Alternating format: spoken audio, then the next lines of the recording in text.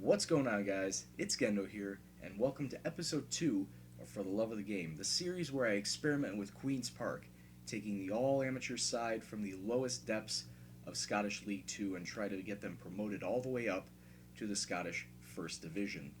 In this episode, we're going to be taking on Stirling University in the Scottish Cup, and then East Stirlingshire in the league itself. But before we get to those two matches, let's see how we are faring in the league. We're sitting in third place after 7 matches, 12 points from 3 wins, 3 draws, and only 1 loss so far.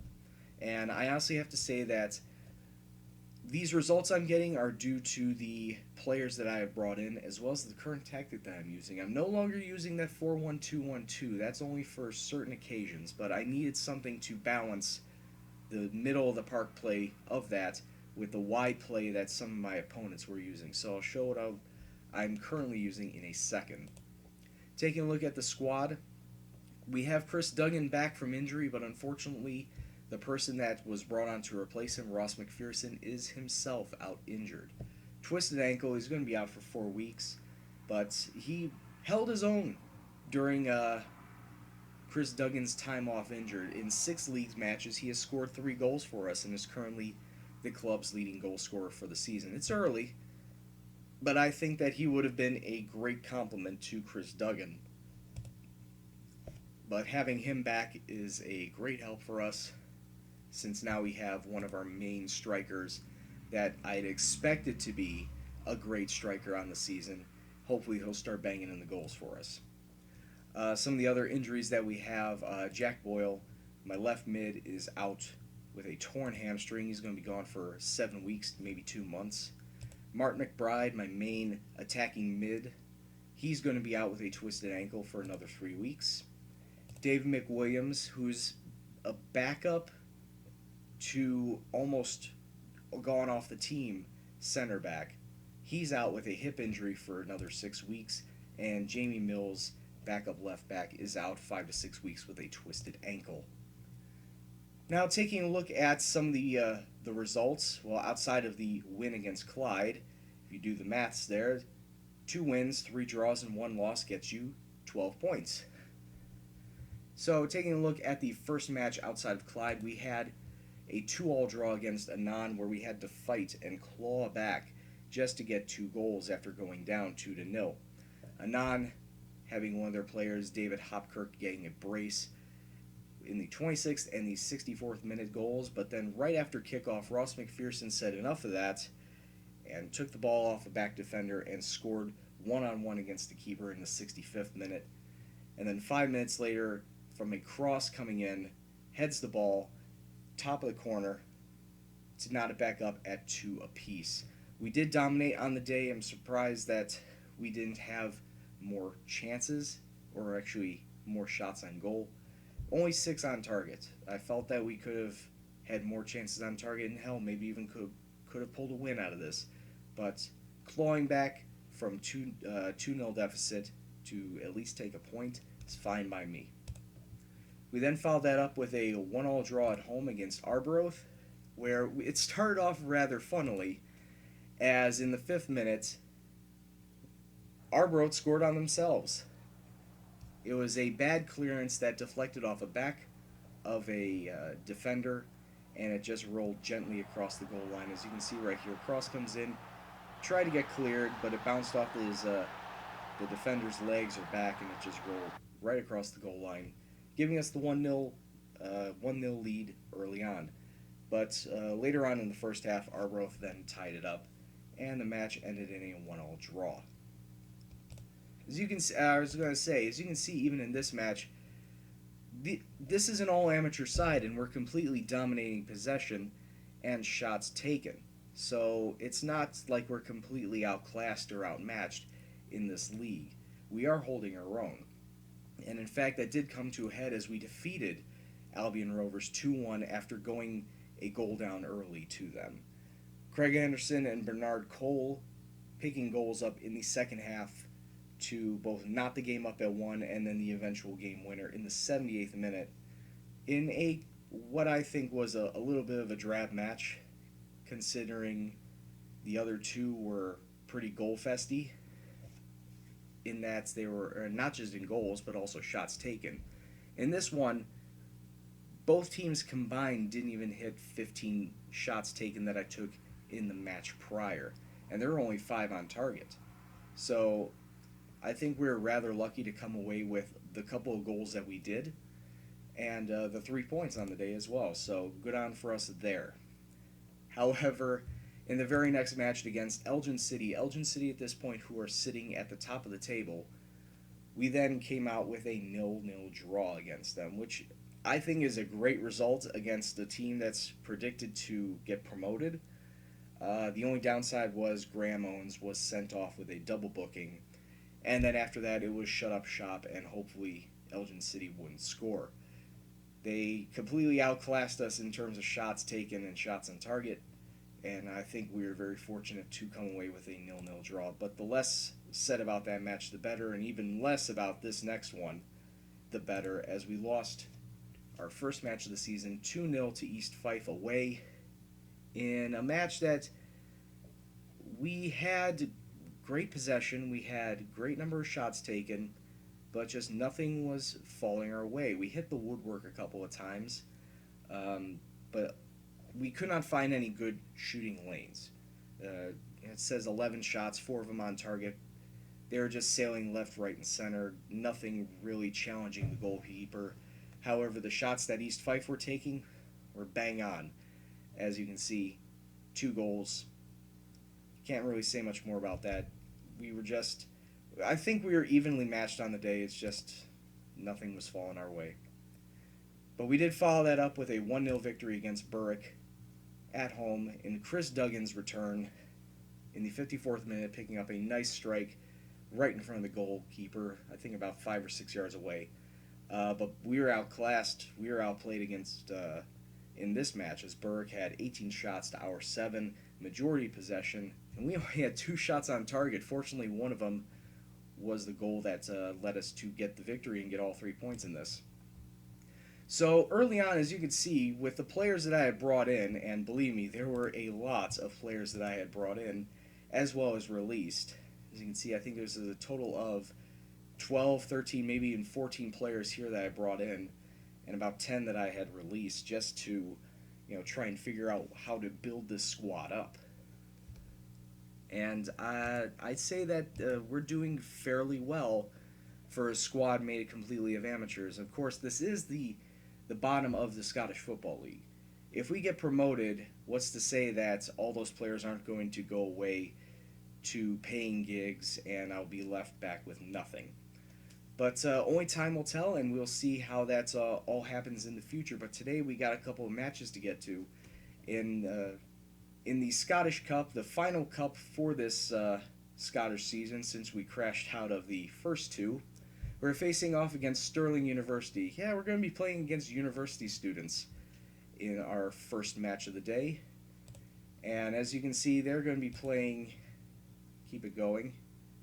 They do not have a formation. Okay, fair enough. They're going to be playing with a mystery formation, and we're going to be coming out with our 4-4-1-1. As what I've said before, we're not going with the 4-1-2-1-2 because I felt that was too narrow, and we were very lucky to win in our first match. So I feel that this 4-4-1-1 formation is a good balance of wide play as well as play up the middle. So it's really nice that I have pacey wingers that can play in support. They can shift between attack and defense, and they have the speed and the stamina to make that transition. So I think this is the perfect formation to use and the perfect formation to go forward with to continue getting results. So with that said, the starting 11 for this match today is going to be Chris McCluskey in net, flat back 4 of Bateson, Buwaji, McLean, and Cole. The 4 midfielders will be Owens, Anderson, Adams, and Neal. The lone center attacking mid will be Sean Frazier, and of course, Chris Duggan returning back to his striker role. Let's see if we cannot advance in the Scottish Cup. I know this isn't a competition I'm confident in moving far in, but let's see if we can actually get a win in a cup competition this season. Alright, and we're coming out. Of course, we're in their traditional black and white hoops. Sterling University are coming out in their all greens. Now, Sterling University, their football team is sponsored, of course, by the University of Sterling. So, with that being said, they are a bunch of university students. And right away, not even 30 seconds in, and Chris Duggan helping out the cause and getting the first goal of the match. Hopefully that'll continue. But as I said, them being a bunch of uni students, I don't expect them to have the same quality as like a Highlands or a Lowlands League side. I feel that they would be a little less quality, but that's not to say that they can't do that. Free kick from about 20 yards out, and that knots the game up at 1 apiece. And I think it's about time to encourage my players to push forward a bit. Maybe not even control, maybe get attacking and get forward. You can only control the match so much, and that's at this point in time I feel that we should go pretty much mostly attack if we want to salvage any sort of result here. But with 38 minutes gone, Sterling University now with the ball. Maybe if we can hold on to some possession here. We're just throwing it forward. I don't feel that that's of any use for us. Dangerous passing along the back. Oh, throws it over to Neal on the left, coming forward. Short angle shot, and actually scores the goal. Andrew Neal. Putting us up 2-1 now after 39 minutes. That's his first goal of the season. Since I don't really play him all that often, and when I do, I play him out on the wing. I don't expect him to score goals out on the wing, but he proved me wrong there, so let's keep it up. Played well. Definitely room for improvement. Everyone else, same thing. Alright, second 45, let's kick off. Sterling starting with the ball. Yeah, after that first half, 6 shots taken by us, 4 shots by Sterling University. I almost wanted to say United there, but wrong uni. Only 3 shots on target, though, and for us, and Sterling University's only shot on target being their only goal. Here they come. Oh, they actually had a chance for a counter there, but they keep possession. Half an hour gone. They're threatening. They're looking for another goal, and that was a soft shot. Soft goal given up. I'm not at all impressed by that. So aggressively tell them to push forward because, well, we're now in a down position once again. I'm going to make some subs because I don't like some of the play that I'm seeing here. James Beatty's going to come on for Adams. And Darren Miller's going to come on for Craig Anderson. And Ciaran McElroy's going to come on for Sean Frazier. I know it's a little risky doing all 3 subs with 23 minutes left in the match, but I need to come up with something. I need to come up and find another goal. And I think that making all 3 subs at this time will help me with that. Even though, as you can see, time is just winding. Time is just winding down. 2 minutes of stoppage time, and I think it goes directly to extra time. I don't think we get a replay. But with a minute passed in stoppage time, Sterling University moving forward, and Bateson, that's going to be Bateson's second yellow. And I'm now going to be playing 10 men. That's not good. What were you thinking, man? I'm going to drop you back, so I think you can play those positions. Ciaran McElroy, oh, you can play on the left. Can you play on the right? Yeah. Okay, switch you guys up and play in your more natural positions. And now I'm down to 10 men against college students. I'm down to 10 men and tied against college students.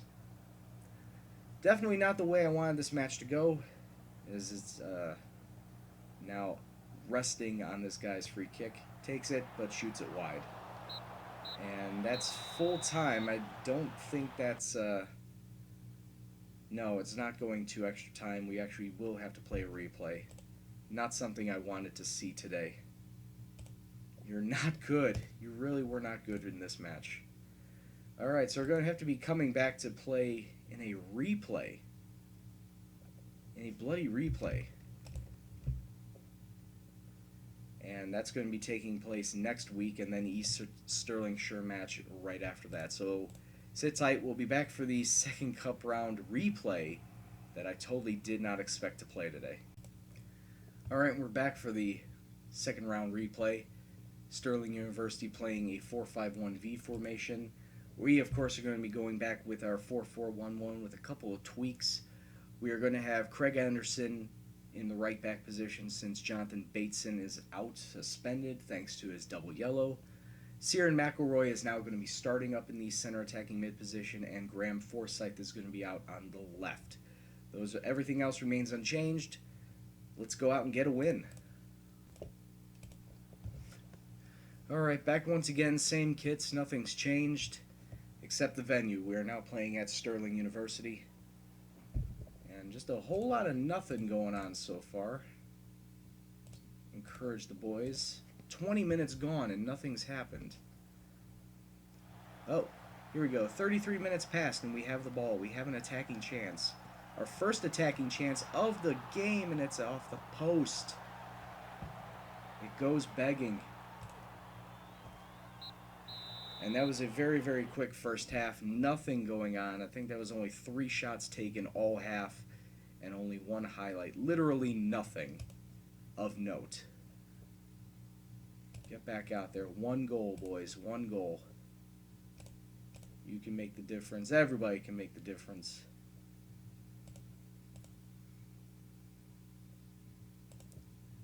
All right. Let's go back out there and actually do something. Maybe not make it control, make it a counter. But Stirling University with the corner that... Oh my God! What in the hell? From 25 yards out, an absolute cracker. Oh boy. Yeah, how do I come back from that one? My boys are probably taking a look at that and it's like, how in the hell did he just do that?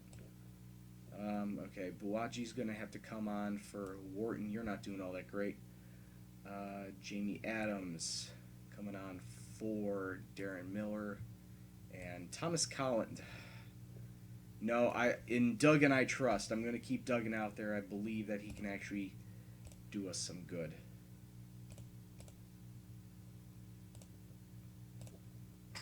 So 70 minutes gone. I'm bringing on a couple of subs. And hopefully they can get us a goal here. But it's not looking good. Oh my lord. We're losing to Stirling University 2-0 now.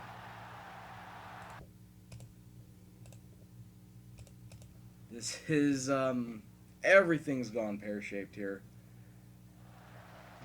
And it's looking like this ragtag group of amateurs have finally met their match in all cup competitions, as a bunch of college students have come and taken down a League 2 side. And there it is, full-time, Stirling University 2-0 over Queen's Park.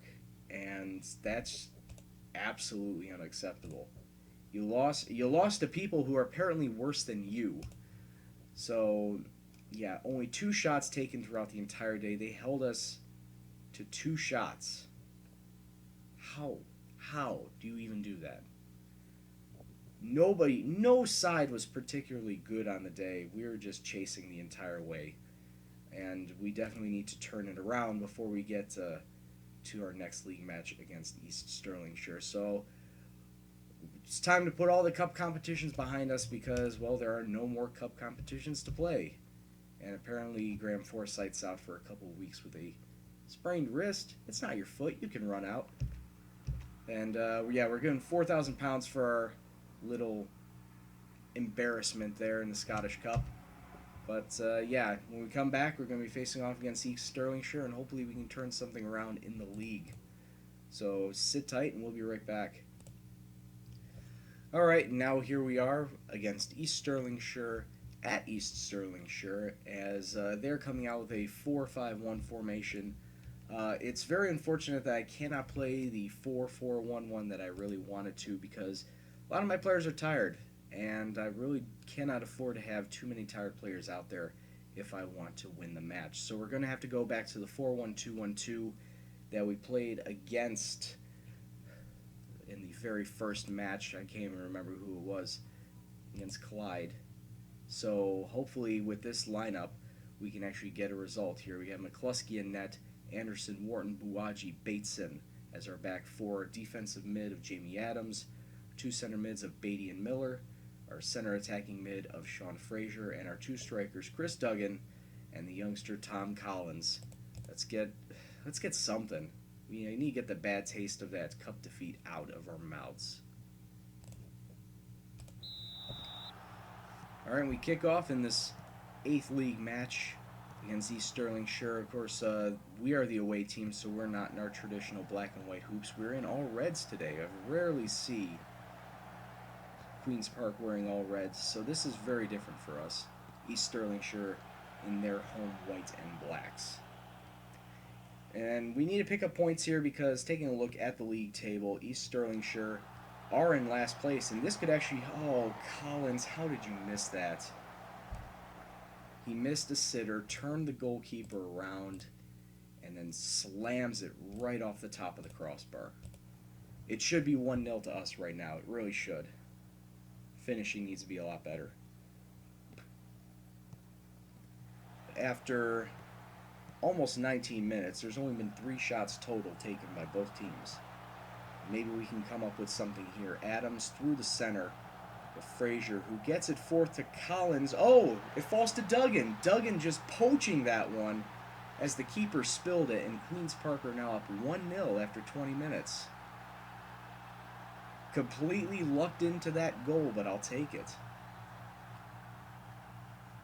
Yeah, not a lot of things happening after that as we go into halftime 1-0. So let's try and encourage the boys. Yeah, you're playing good. It could be better. It could be better, but you're playing good.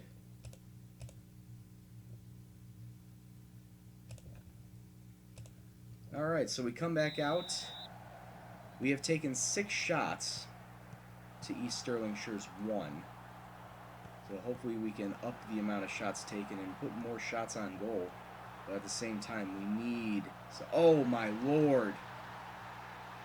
What is it with teams just pulling absolute crackers, absolute blooters against us? That was from 25 yards out and just completely lucked into the top corner. Here we come again. Duggan just falling, people falling down in the box, and people taking bad shots. Collins just blasting into a defender. Maybe we can get this time. Frazier, no, taking off the ball. It's Beatty. Beatty, saved by the keeper. It's a corner. By all rights, we should not even be drawing this match. We should be winning this outright. It should be 2-0. But we get another corner out of it. It's neither here nor there. Let's make something happen here and not let the keeper touch that. I want to push forward. And I know I have some tired players out there, but they need to keep going for just a little while longer. And then I'll sub them out. Alright, I'll sub them out now. Yeah, I got a lot of tired players. Oh boy. So we're going to have Martin McBride coming in for Darren Miller. We're going to have Graham Owens in for James Beatty. And I need to have a defender come on. Brian Wharton's coming out for Andy McLean. That's all 3 subs with 19 minutes left to go. Well, all he needs a goal. All he needs 1 goal. Actually should have 2 goals, but all he needs 1. So, East Stirlingshire with the ball. as they're trying to play up the wing. They throw it forward. They get men in the box. Ooh, what? Wow, off the top of the crossbar. I just saw that whip in, the goalkeeper making a funky angle dive. I thought that ball was going to the back of the net. Oh, no. Oh, no. Oh, chips it over. Boys. Tighten it up.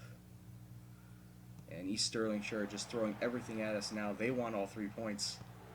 And try and take advantage of my tired squad. It looks like... Oh.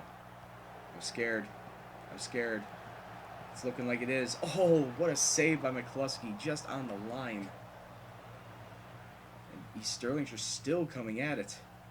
Heads it away. They still have the ball. Good takeoff by McBride. Long, long ball forward. Come on, boys. Run after it. Run your tired selves after it. Oh, 3 minutes plus whatever stoppage time left. East Stirlingshire using that wide part of the pitch, using the wide part of their formation. And that's what did it. That's exactly what you do with a wide formation. So I said we were lucky against Clyde to pull off that victory. We're not so lucky this time around. As there it is, full time, East Stirlingshire picking up the victory, a 2-1 victory. And I absolutely should be kicking myself and kicking my team because we just lost to the last place team in the league. But that's only our second loss on the season, so it's not too bad. There's plenty of season left to go. Hopefully we take this as a learning experience and just not do that again. As you can see, there we are in the league, 5th place now. It's a lot, everybody's all bunched up. I mean, between first and last place, it's only separated by 10 points early on. So there's still plenty more time left for movement. I mean, hell, we still have, what, about... We have 28 games, 28 matches left in the league. So there's plenty of things left. Plenty of times left that we can make up for it.